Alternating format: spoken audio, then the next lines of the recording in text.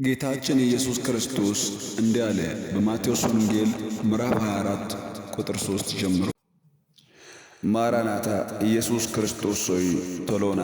ኢየሱስ መምጣትን የሚፈልጉ ኢየሱስን መምጣት የምትናፍቁ የእግዚአብሔር ልጆች አላችሁ።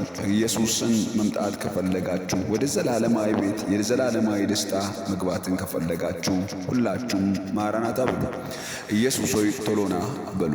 ኢየሱስ የመምጣቱ ምልክቶች።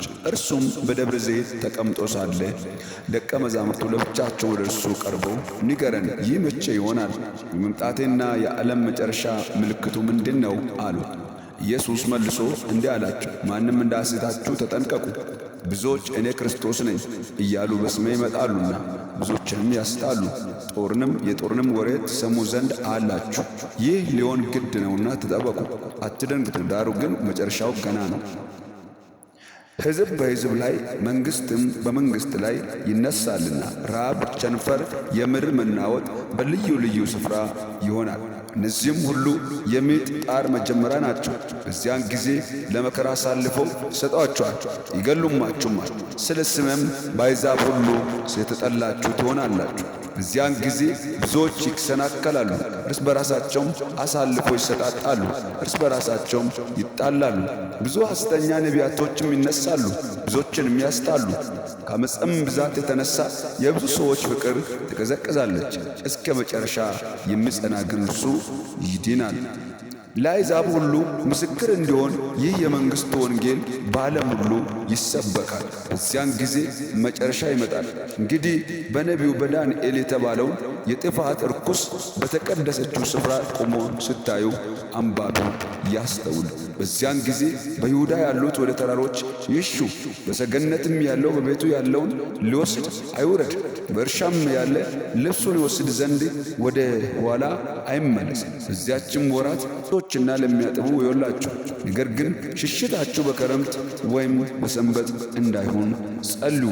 በዚያን ጊዜ ከዓለም ጀምራ ጀምሮ እስከ ዛሬ ድረስ ያልሆነ እንዲህም ከቶ የማይሆን ታላቅ መከራ ይሆናልና። እነዚያን ቀኖች ባያጥሩ ሥጋ የለበሰ ሁሉ ባልዳነ ነበር። ነገር ግን እነዚያ ቀኖች ስለ ተመረጡት ሰዎች ያጥራሉ። በዚያን ጊዜ ማንም እነሆ ክርስቶስ ከዚያ አለ ወይም ከዚያ አለ ብላችሁ አትመኑ። ሐሰተኞች ክርስቶሶችና ሐሰተኞች ነቢያት ይነሳሉና ብቻላችሁ የተመረጡትን እንኳን እስኪያስቱ ድረስ ታላላቅ ምልክትና ድንቅን ያደርጋሉ። እነሆ አስቀድሜ ነገርኳችሁ። እንግዲህ እነሆ በበረሃ ነው ብሏችሁ አትወጡ፣ እነሆ በእልፍኝ ነው ብሏችሁ አትመኑም። መብረቅ ከምሥራቅ ወጥቶ እስከ ምዕራብ እንደሚታይ የሰው ልጅ መምጣት እንዲሁ ይሆናልና። በድን ወዳለበት በዚያው አሞራዎች ይሰበሰባሉ።